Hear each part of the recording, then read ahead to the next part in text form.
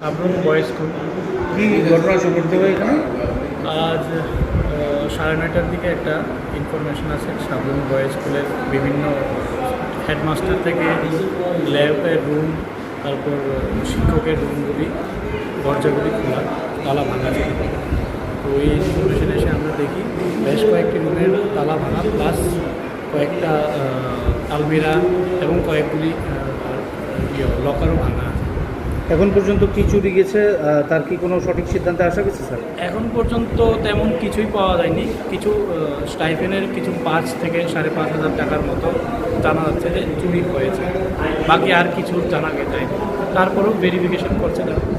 স্কুলে তো অনেক ল্যাপটপ ছিল, এগুলো কি চুরি হয়েছে? হ্যাঁ, না, স্কুলের ল্যাপটপ থেকে শুরু করে বিভিন্ন অ্যাক্সেসরিজ ছিল, স্কুলের স্পোর্টসেরও অনেক কিছু ছিল, কিছুই চুরি হয়নি।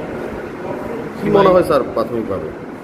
প্রাথমিকভাবে এখনও আমরা তদন্ত শুরু করব, এখন দেখা যাবে কী আছে। আছে